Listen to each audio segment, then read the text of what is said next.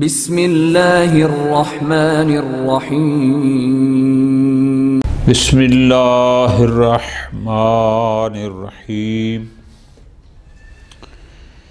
التوکید المعنوی نوعان۔ تاکید کی ابتدائی بحث میں گزارش کر دی کہ تاکید کی انہوں نے دو قسمیں بنائی تھیں، تاکید لفظی اور تاکید معنوی۔ گزشتہ درس کے اختتام میں کہا تھا کہ تاکید معنوی کیا ہوتی ہے کہ اپنے اس مطبوع میں ہونے والے احتمالات کو رفع کر دیے کہ یہ احتمال بھی نہیں ہے، یہ بھی نہیں ہے، بلکہ اسے معنی حقیقی جو اس سے لیا جا سکتا ہے اس پر تاکید، یعنی میرے مطبوع کا اس کا حقیقی معنی مراد ہے، کوئی مجازی، کوئی مبالغہ، کوئی صاف جان ایسا نہیں۔ آج کا سارا درس بالکل آسان ہے، چھوٹے چھوٹے پیرے ہیں، تھوڑی سی توجہ آپ خود بھی کر لیں تو یہ حل ہو جائے گا۔ فرماتے ہیں تاکید معنوی دو قسمیں ہیں، تاکید نسبت اور تاکید شمول۔ تاکید نسبت میری جان وہی ہے جو ہم نے کل پڑھی کہ تاکید معنوی یہ ایک قسم ہے تاکید نسبت، یعنی اس جملے میں جو نسبت دی گئی ہے وہ نسبت حقیقی ہے۔ کیا مطلب؟ جاء الامیر نفسہ، امیر کی طرف آنے کی، مجیء کی نسبت دی گئی ہے کہ آیا امیر۔ اب اس نسبت کی تاکید کیا مطلب؟ یعنی یہ ہے کہ یہ آنے کی نسبت اس کی طرف حقیقی ہے کہ وہ خود آیا ہے، کوئی اس کا نمائندہ، کوئی اس کا قائم مقام نہیں آیا۔ یہ ہے چونکہ جہاں جاء الامیرو یعنی آنے کی نسبت دی گئی تھی امیر کی طرف، اور اس نسبت کی تاکید کی جاتی ہے لفظ نفس یا لفظ عین کے ساتھ کہ یہ نسبت حقیقی ہے۔ یہ نہ سمجھنا کہ اس کا کوئی نمائندہ آیا اور ہم کہیں کہ جناب امیر آیا، نہ، بلکہ وہ ذات ہی خود آیا۔ بالکل آسان۔ دوسری نسبت قسم ہے توکید شمول۔ کیا مطلب؟ اس کا مطلب یہ ہے کہ یہ تاکید شمول، تاکید معنوی جو شمول کی تاکید کرتی ہے۔ کیا مطلب؟ یعنی یہ تاکید بتاتی ہے کہ میرا مطبوع جتنے افراد پر مشتمل ہے وہ سارے اس میں شامل ہیں، کوئی فرد اس سے باہر نہیں ہے۔ میرا مطبوع اپنے تمام افراد پر مشتمل ہے، کوئی فرد اس سے باہر نہیں ہے۔ بالکل آسان۔ التوکید المعنوی، تاکید معنوی کی نوعان دو قسمیں ہیں۔ بعض اوقات ایک قسم ہے توکید و نسبت، نسبت کی تاکید، یعنی وہ اس میں جو مؤکد کی طرف جو نسبت دی گئی ہے اس نسبت کی تاکید کی جاتی ہے۔ تو جو نسبت کی تاکید ہے وہ الفاظ ہو، اس کے لیے دو لفظ ہیں، النفس والعین۔ آگے مثالیں دیتے ہیں، واضح ہو جائے گا۔ جاء الامیر نفسہ، آیا امیر، آنے کی نسبت ہے امیر کی طرف، نفسہ نے بتایا ہے کہ اس نسبت کی تاکید ہے کہ وہ خود آیا ہے، کوئی اور نہیں آیا، یعنی نحو۔ وتوکید و شمول، یا شمول کی تاکید، یعنی شمول کہ میرا مطبوع جن افراد پر مشتمل ہے وہ ان تمام افراد کو شامل ہے، یعنی اس کا کوئی فرد بھی اس سے خارج نہیں ہے۔ اس شمولیت کی تاکید کرتی ہے یہ تاکید معنوی۔ اس کے الفاظ کیا ہیں؟ اس کے الفاظ ہیں 6: کلا، کلتا، کل، اجمع، جمیع اور عامہ۔ ٹھیک ہے جی، خوب انہوں نے یہ نقل کیے ہیں، باقی کتابوں میں کچھ اور بھی ہیں، اب تاکسا وغیرہ۔ فائدتن، توکید معنوی پوری توجہ آگا. نکرہ، یہ ساری باتیں آپ کی پڑھی ہوئی ہیں، اگر تھوڑا سا آپ کو پیچھے یاد ہو تو. ایک نکرہ محضہ ہوتا تھا، ایک نکرہ محدودہ ہوتا تھا. نکرہ محدودہ کی ہم نے گزارش کی تھی کہ ہوتا نکرہ ہے لیکن اس کے افراد کچھ محدود معین ہوتے ہیں. جیسے شہرن، شہر، لفظ شہر نکرہ ہے لیکن اس کے افراد معین ہیں. کتنے؟ مثلا 30 دن. سانتن، اب یہ نکرہ ہے لیکن اس کے افراد معین ہیں 365 دن. یوم نکرہ ہے لیکن اس کے افراد معین ہیں مثلا 24 گھنٹے، مثال کے طور پر. اور ایک ہوتا ہے نکرہ محضہ، جیسے رجل. اب رجل نکرہ ہے جس کے کوئی افراد معین نہیں ہیں، مثال کے طور پر. ذرا غور کرنا. یہ تاکید معنوی معرفہ کی بھی کی جا سکتی ہے، اور یہ تاکید معنوی نکرہ محدودہ کی بھی کی جا سکتی ہے، لیکن نکرہ محضہ کی تاکید معنوی نہیں کی جا سکتی. ٹھیک ہے جی. کیوں؟ اس لیے کہ نکرہ محضہ کی تاکید ہو بھی صحیح، کوئی اس کا فائدہ نہیں ہے، لیکن اگر نکرہ محدودہ کی ہو تو یہ مثل معرفہ کی تاکید معنوی کے فائدہ مند ہوتی ہے. آگے انشاءاللہ مثالیں دیتے ہیں، آپ کو واضح ہو جائے گا. ٹھیک ہو گیا. ان التوکید المعنوی، یہ جو تاکید معنوی ہے، یشترک بین النکرات المحدودہ والمعارف، یہ نکرات محدودہ اور معارف میں مشترک ہے. کیا مطلب؟ آپ اس کو آسان لکھیں تو یوں لکھیں کہ معرفہ کی تاکید معنوی کی جاتی ہے، ایک نکرہ محدودہ کی تاکید معنوی کی جاتی ہے، دو. تیسری سطر لکھیں کہ نکرہ محضہ کی تاکید معنوی نہیں ہوتی. اچھا ٹھیک ہو گیا. اچھا اب نکرہ محدودہ کی اور معارف، جو معرف ہے ان کی ہوتی ہے.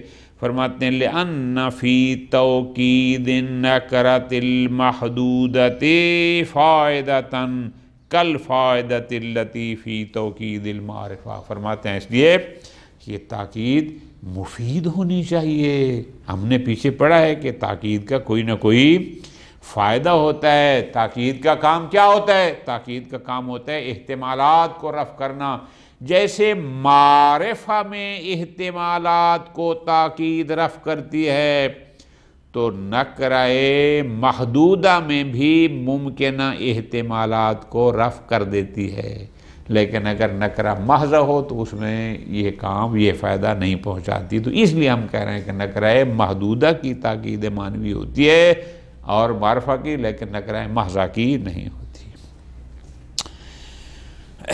مثلا نکرہ محدودہ میں کیا احتمال ہو سکتا ہے؟ خود واضح کر رہے ہیں. فرماتے ہیں اگر آپ کہیں سمتو شہرن، اب شہر نکرہ محدودہ ہے، 30 دن ہے اس کے. قد یرید شہرن کلہ وقد یرید اکثرہ، تو ممکن ہے اس سے مراد کیا ہو؟ بسا اوقات آپ مراد کیا ہوتی ہے؟ کلہ، یعنی 30 کے 30 دن میں نے روزے رکھے. اور بسا اوقات کیا ہوتی ہے؟ رکھے تو 25-26 ہیں لیکن کہہ دیتے میں نے مہینہ بھر روزے رکھے ہیں، حالانکہ وہ پورے 30 دن نہیں ہوتے، 20-25 دن ہوتے ہیں. لیکن جب آپ کہیں گے سمتو شہرن کلہ، جب کل کے ساتھ تاکید کر دیں گے شہر نکرہ محدود کی، تو اس میں وہ اکثر والا احتمال ختم ہو جائے گا. پر اس کا مطلب ہے پورے کے پورے جتنے بھی افراد تھے وہ سارے کے 30 دن میں نے روزے رکھے ہیں. یہ کل نے شہر میں جو اکثریت والا احتمال تھا اس کو رفع کا، تو پھر فائدہ پہنچ گیا. تو اس لیے کہتے ہیں کہ تاکید معنوی نکرہ محدود کی ہوتی ہے، محدودہ کی ہوتی ہے، محضہ کی نہیں ہوتی، چونکہ وہاں پر وہ مفید نہیں ہے. ختم.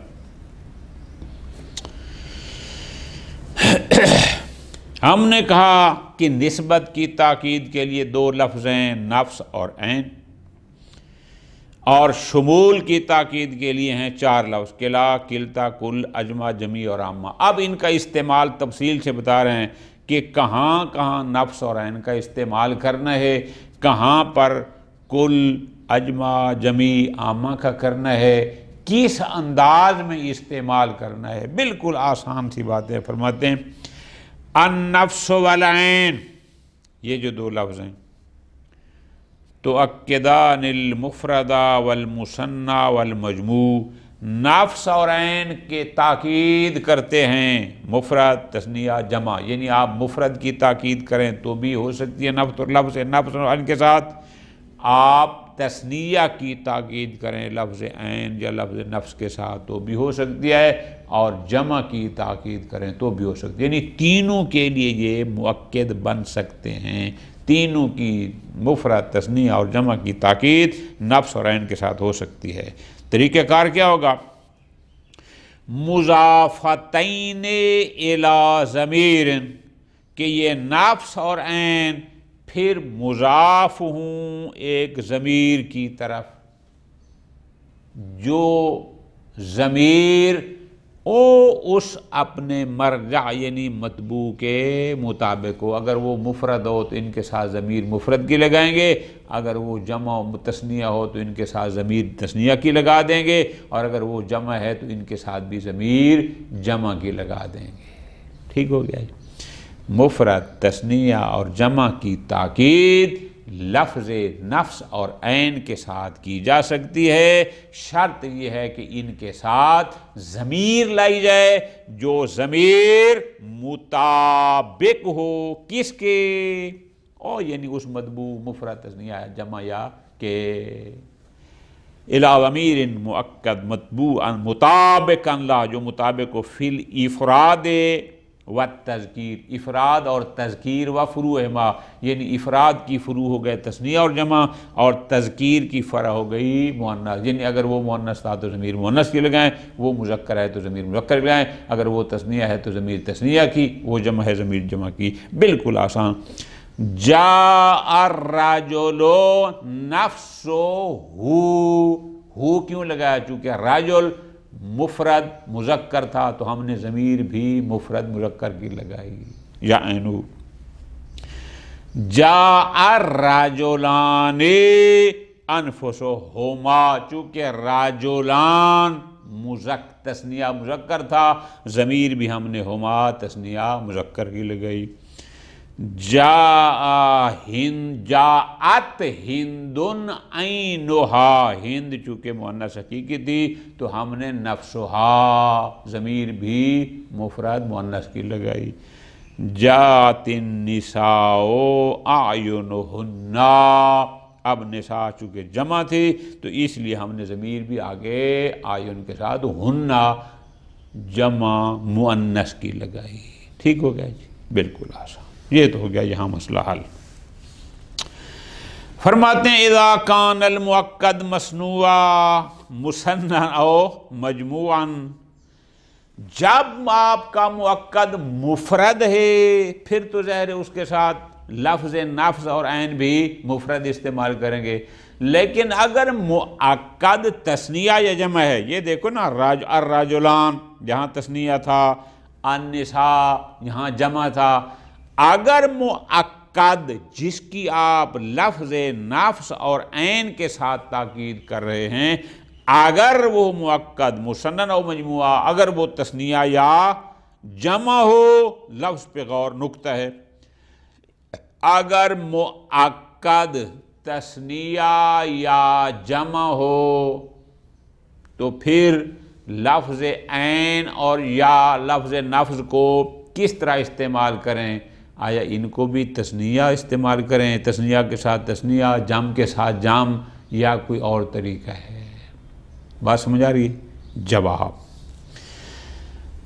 اگر مؤکد مفرد ہو تو نفس یا عین کو بھی مفرد استعمال کریں گے، یہ بات ختم۔ نمبر 2، اگر مؤکد تثنیہ یا جمع ہے تو فرماتے ہیں تجمع النفس والعین، تو نفس اور عین کو بھی صیغہ جمع افعل جمع قلت کے اوزان میں سے ہے، اس کو افعل کے وزن پر جمع کریں گے، یعنی نفس کا انفس اور عین کا آیون، ٹھیک ہے جی، صیغہ ان کا جمع کا استعمال کریں گے۔ یہ آپ دیکھو جاء الرجلان انفسہما، یہاں انفس جمع استعمال ہوا ہے۔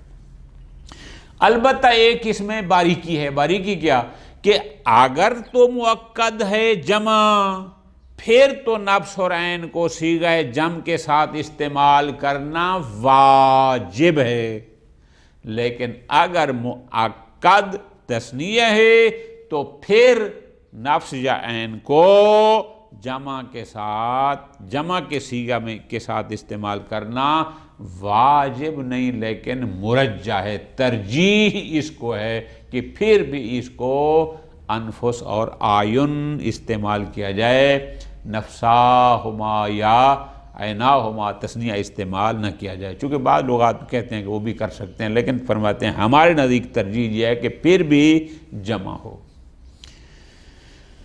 اذا کان المؤکد مثنًا و مجموعہ، اگر مؤکد تثنیہ یا جمع ہے تجمع النفس والعین، نفس اور عین کو ہم صیغہ یعنی جمع کے طور جمع استعمال کریں۔ کیسے کیا جمع کریں؟ وزن کیا ہوگا اس کا؟ افعل یعنی انفس اور آیون، غیر ان ذالک واجب مع الجمع، لیکن فرق اتنا ہے اگر مؤکد جمع ہوگا تو پھر اس کو اور نفس یا عین کو جمع کے صیغے میں استعمال کرنا واجب ہے، ومرجح مع المثنى، اور اگر مؤکد تثنیہ ہے تو پھر ہمارے نزدیک ترجیح اس کو ہے کہ جمع استعمال کیا جائے، ترجیح یہ ہے، افضل یہ ہے، اولا یہ ہے۔ ٹھیک ہو گیا جی، ختم۔ دوسرا فائدہ بالکل چھوٹی چھوٹی باتیں اور بالکل آسان سی فرماتے ہیں، یجوز جر نفس وعین بباء زائدہ، آپ اگر کہیں پر کسی مؤکد کی تاکید نفس اور عین کے ساتھ کر رہے ہیں تو یہ بھی جائز ہے کہ نفس یا عین پر آپ با کو داخل کر دیں، اور لفظاً وہ نفس یا عین لفظاً مجرور ہوں گے لیکن محلاً وہ اپنے مطبوع کے تابع ہوں گے، لفظاً مجرور ہوں گے بس۔ فرماتے ہیں یجوز جر نفس وعین، جر اور نفس کو نفس اور عین کو جر دینا، یعنی ان کو لفظاً مجرور قرار دینا، بباء زائدۃ، باء زائدہ کے ساتھ، یہ جائز ہے کہ لفظاً مجرور ہوں، لیکن یجری علیہ اعراب المطبوع، لیکن ان پر پھر مطبوع والا اعراب محلی ہوگا، چونکہ تابع نے تو مطبوع والا اعراب تابع پر آنا ہے، تابعیت کا مطلب یہ ہے، تو ہم کہیں کہ یہ محلاً ان پر جو اعراب ہوگا وہ مطبوع ہے۔ جیسے جاء زید بے نفس ہی، اب بے نفس ہی لفظاً مجرور ہے با کی وجہ سے، لیکن محلاً یہ مرفوع ہوگا او زید کا تابع ہونے کی وجہ سے۔ اکبر الکبراء، آئے سارے او بزرگ کبراء جتنے پڑھتے، بے انفسہم، اب انفسہم اگرچہ لفظاً مجرور ہے با کی وجہ سے لیکن محلاً یہ مرفوع ہے الکبراء کا تابع ہونے کی وجہ سے، چونکہ اس کی تاکید ہے۔ ٹھیک ہو گیا جی، ختم۔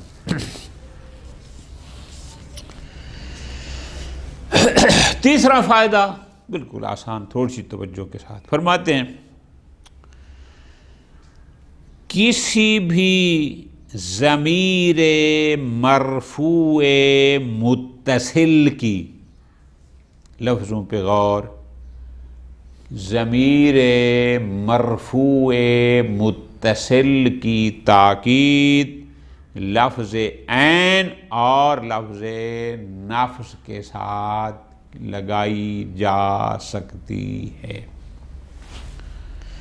بل میں آگ میں یوں کروں کہ ضمیر متصل کی تاکید نفس اور عین کے ساتھ لگائی جا سکتی ہے، لیکن اگر وہ ضمیر متصل مرفوع ہوگی تو وہاں پر ایک فرق ہے، کیا کہ اس ضمیر مرفوع متصل کے بعد اس کے مطابق ایک ضمیر مرفوع منفصل لانی ہوگی، اور پھر نفس اور عین کو تاکید لائیں گے۔ لیکن اگر وہ ضمیر متصل مرفوع نہیں ہے، منصوب یا مجرور ہے، وہاں پھر ضمیر منفصل کے لانے کی ضرورت نہیں ہے۔ بالکل آسان۔ فرماتے ہیں اذا اکدت بنفس وعین ضمیر المرفوع المتصل، اگر آپ کسی ضمیر مرفوع متصل کی تاکید کرنا چاہتے ہیں نفس یا عین کے ساتھ، واجب ان تؤکدہ قبل ذلک، تو واجب ہے کہ آپ نفس اور عین کی تاکید کے ساتھ تاکید کرنے سے پہلے ضروری ہے کہ اس ضمیر مرفوع متصل کی تاکید کریں بضمیر المنفصل، ضمیر منفصل کے ساتھ۔ مثلا فلا تقولوا جاء نفسہ، جاء میں ہوا ضمیر مستتر ہے، اگر آپ اس کی تاکید کرتے ہیں نفس کے ساتھ تو یہاں پر ڈائریکٹ اس کے بعد نفسہ کہنا صحیح نہیں ہے، بلکہ آپ کہیں جاء ہوا نفسہ، جاء میں ضمیر مستتر تھی مرفوع، اور اس کی تاکید کریں ہوا ضمیر مرفوع منفصل کے ساتھ، بعد میں آپ کہیں نفسہ، یہ فقط اسی میں ہے۔ لیکن لا یلزم ذلک الا اذا عقدت، لا یلزم ذلک اذا عقدت بغیر، لیکن اگر آپ اس کی تاکید کر لفظ نفس اور عین کے ساتھ نہیں کرنا چاہتے، کسی اور لفظ کے ساتھ کرنا چاہتے ہیں، تو پھر اس کے لیے ضمیر منفصل کا پہلے لانا ضروری نہیں ہے۔ جیسے قوموا کلکم، اب یہاں کل کے ساتھ آپ نے اس کی کیا کیا ہے؟ تاکید کیا ہے۔ قوم واو جمع ہے، اب یہاں ضمیر مرفوع تھی، لیکن فرماتے ہیں یہاں انتم کہنے، قوموا انتم کلکم کہنے کی ضرورت نہیں ہے، بلکہ قوموا کلکم صحیح ہے، اس لیے کہ یہاں آپ نے نفس اور عین کے ساتھ اس کی، اگر آپ نفس و عین ہوتا تو پھر کہتے قوموا انتم انفسکم، چونکہ یہاں نفس نہیں ہے لہذا کل ہے۔ یا اذا کان ضمیر، یا اگر وہ ضمیر مرفوع نہیں تھی بلکہ منصوب یا مجرور تھی تو پھر بھی اس کے بعد ضمیر منفصل کا لانا ضروری نہیں ہے، جیسے رأیتہ عینہ، اب یہاں پر ہو کی ضمیر ہے رأیتہ، لیکن یہاں پر وہ چونکہ مرفوع نہیں ہے منصوب ہے لہذا عینہ کہیں گے، ٹھیک ہے جی، ضمیر منفصل لانے کی ضرورت نہیں ہے۔ یا مررت بہ نفسہ، ٹھیک ہے جی، اب یہاں پر بھی ضمیر چونکہ مجرور ہے، تاکید اس کی ہم کر رہے ہیں نفس کے ساتھ، لیکن چونکہ مجرور ہے لہذا یہاں پر علیحدہ سے ضمیر منفصل لانے کی ضرورت نہیں ہے، ختم۔ خوب، یہ تو ہو گئی بات نفس اور عین کسی کے جو توکید نسبت کی تاکید کے لیے آتے ہیں۔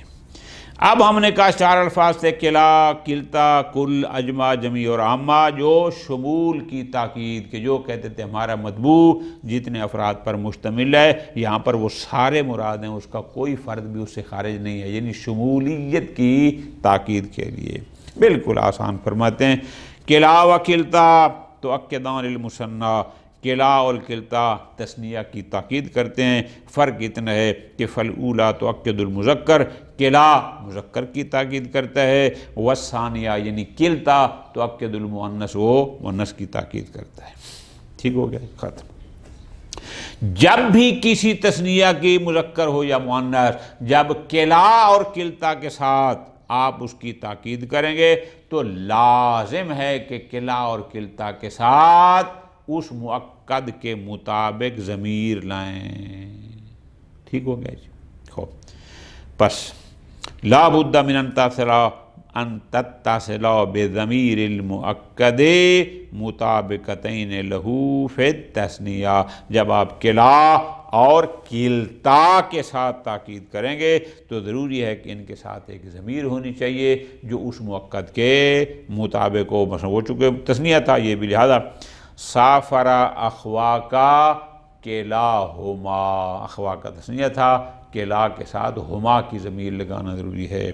سافرت اختہ کا، تمہیں تیری بہنوں نے سفر کیا، اب اختہ کا چونکہ مؤنث تھا تو اس کے ساتھ کلتا ہما، کلتا اس کی تاکید ہو گئی، اخت کی، اختہ کی، اور ہما تثنیہ کی ضمیر ہو گئی۔ خوب، یہ تو ہو گیا آسان، کلا اور کلتا جو تثنیہ کی تاکید کے لیے آتے ہیں۔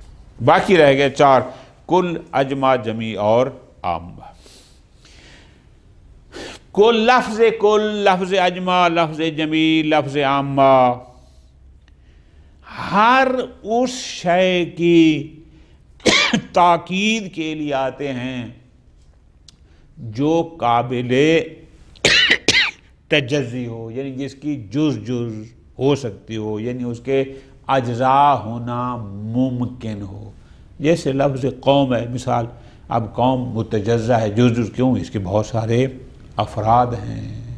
تو ہر وہ شے جو متجزہ ہو، یعنی جو قابل تجزیہ ہو، جس کو ٹکڑے ٹکڑے کیا جا سکتا ہو، جز کیا جا سکتا ہو، وہاں پر تاکید ان الفاظ کے ساتھ اس کی جاتی ہے، یہ بتانے کے لیے کہ یہاں پر اس کی کوئی حصہ، کوئی ٹکڑے، کوئی جز مراد نہیں، بلکہ سارے کے سارے مراد ہیں. بالکل آسان. کل اجمع جمیع عامہ تؤکد الشیء، یہ تاکید کرتے ہیں ہر اس شے کی المتجزہ جو قابل تجزیہ ہو. مفردن کانا و جمع، اب وہ چاہے مفرد ہو یا جمع، اس سے فرق نہیں پڑتا. کیا؟ بے اعتبار ذات ہی او عامل ہی او بے اعتبار مامان. بس اوقات وہ چیز خود ایسی ہوتی ہے کہ قابل تجزیہ ہے، بسا اوقات وہ خود تو نہیں لیکن اس کا جو عامل ہے وہ قابل تجزیہ ہے، اور بسا اوقات وہ خود بھی معمول مطبوع بھی اور اس کا عامل دونوں قابل تجزیہ ہیں. تین ہو سکتے ہیں. تینوں کی مثال آسان. آمن القوم کلہم، ایمان لائی قوم سارے کے سارے. اب یہاں قوم اس میں جمع ہے. اب کیا ہو گیا؟ قوم خود ذات، یعنی خود قوم قابل تجزیہ ہے. کیوں؟ امکان ہے کہ آدھے بندے ایمان لائے ہوں، آدھے نہ لائے ہوں. تو کلہم نے آ کر تاکید کی کہ ساری قوم کے جتنے بھی افراد تھے سب ایمان لائے، چونکہ قوم قابل تجزیہ تھی، اس کے بہت سارے افراد ہیں. اس طرح بیعت الفرسا کلہ، میں نے گھوڑا بیچا سارے کا سارا. اب یہاں فرس تو ایک گھوڑا تو ایک ہے، وہ تو قابل تجزیہ نہیں ہے، لیکن بے وہ قابل تجزیہ ہے. ممکن ہے میں نے آدھا کسی کے پاس جاؤ، کسی کو شریک کر لیا ہو کہ یار میں نے گھوڑا لیا ہے یا گاڑی لی ہے، چلو آدھے پیسے تو دے آدھے میں دوں، چونکہ خود بے قابل تجزیہ ہے. تو یہاں بے تو عامل یہ قابل تجزیہ تھا، لہذا ہم نے کلہ اس کے ساتھ کہا کہ نہیں، سارے کا سارا بیچا ہے، آدھا. یا بیعت العبیدہ کلہم، اب بیتو اور عبید جمع ہے. خود غلام بھی قابل تجزیہ ہے کہ ممکن ہے ایک غلام کو دو بندوں نے مل کر خرید کیا ہو، آج کے دور میں نہیں ہے، جب زمانے قدیم میں تھے. اور بے بھی قابل تجزیہ ہے، عامل بھی قابل تجزیہ ہے، اور خود عبید بھی قابل تجزیہ ہے. تو فرماتے ہیں کلہم کے ذریعے تاکید آئے گی کہ سارے بیچے اور مکمل بیچے. ختم. فوائد آخر میں 2-3 نکات ہیں چھوٹے چھوٹے. اجمع یؤکد بہ غالبا، یؤکد بہ غالبا بعد کل، اصل تاکید کل کے ساتھ ہے. باقی یہ جو اجمع جمیع عامہ ہے یہ ملحقات کل شمار ہوتے ہیں. یعنی جب آپ اجمع کے ذریعے تاکید کرنا چاہتے ہیں تو پہلے لفظ کل کا استعمال ہوگا، اس کے بعد پھر لفظ اجمع ہوگا. ڈائریکٹ اجمع کے ساتھ تاکید نہیں ہوتی. سار الاعیان کلہم، چلے گئے بزرگان سارے کے سارے. پہلے اعیان کی تاکید آپ کریں گے کل کے ساتھ کلہم، پھر کہیں گے اجمعون. یہ اجمعون تاکید کر رہا ہے کل کی، اور کل وہ مؤکد ہے اعیان کے لیے. فرماتے ہیں بس تستعمل کل مضافۃ الی ضمیر المتبوع، اور لفظ کل جو ہم نے پہلے استعمال کرنا ہے اس کا استعمال جو اس کے ساتھ ایک ضمیر ہوگی جو ضمیر پلٹ رہی ہوگی متبوع کی طرف. جیسے ہم نے کہا کلہم، ہم کی ضمیر اعیان کی طرف جا رہی ہے. فیستغنی بذلک عن تکرار الاضافۃ فی اجمع، اب جب کل کے ساتھ ضمیر آ گئی جو ضمیر پلٹ رہی ہے اس متبوع کی طرف، لہذا اجمعون کے ساتھ پھر دوبارہ ضمیر کے ذکر کرنے کی ضرورت نہیں ہے. یہ آپ نے دیکھا نا، کلہم اجمعون، کل کے ساتھ ہم کی ضمیر ہے جو اعیان کی طرف جا رہی ہے، لیکن اجمعون کے ساتھ دوبارہ کوئی ضرورت نہیں ہے. بس فیقال، ہم کہیں گے جاء الجیش کلہ اجمع. اب کل کے ساتھ ہم نے ہو کی ضمیر لگائی جو جیش کی طرف جا رہی ہے، لیکن اجمع کے ساتھ نہیں لگائی. ویقال، تو پس ہم کہیں گے اجمع تابع کل ہے. ٹھیک ہے جی. وہی البتہ یہ ہے بھی اجمع غیر منصرف ہے، تنوین نہیں آتی. ختم. اگلے فائدے میں چھوٹی سی بات سمجھا رہے ہیں، فرماتے ہیں جمع مؤنث ہے اجمع کی، یعنی مذکر کے لیے اجمع اور مؤنث کے لیے جمع، تتبع کل احکام ہی، جو احکام اجمع مذکر کے ہیں وہی سارے احکام جمع کے ہیں جو مؤنث کے لیے ہے، اور جمع ان کی وجمعھا یعنی وجمع الجمع، جمع جو مؤنث کے لیے ہے اس کی جمع ہے جمع، ٹھیک ہو گیا۔ جاءت القبیلۃ کلھا جمعا، اب یہ مفرد کے لیے آیا، جاءت النساء کلھن جمعا، کلھن جمعا، چونکہ جمع کے لیے تھی تو جمعا استعمال کیا، مفرد تھا تو جمع، بالکل آسان۔ اور آخری فائدہ اس میں جو انہوں نے بیان فرمایا وہ یہ ہے کہ قد کا تنکیر اجمع و جمع فینصبان، بسا اوقات لفظ اجمع یا جمع ہوتا ہے لیکن وہ تاکید کے لیے نہیں ہوتے بلکہ ان سے مقصود تنکیر ہوتی ہے، نکرہ۔ جب نکرہ کا مقصود ہوگا، تنکیر مقصود ہوگی تو پھر وہ بنابر حالیت کے منصوب ہوں گے، تاکید کے لیے نہیں ہوں گے، بالکل آسان۔ اعجبنی الکثر، مجھے تعجب میں ڈالا محل نے، اجمع یعنی پورے کے پورے محل نے، یا اعجبنی الدار جمعا، ٹھیک ہے جی۔ اب یہاں اجمع یا جمع تاکید کے لیے استعمال نہیں ہوئے بلکہ یہاں تنکیر مراد ہے اور یہ منصوب ہیں بنابر حالیت کے۔ صلی اللہ علی محمد و آلہ محمد۔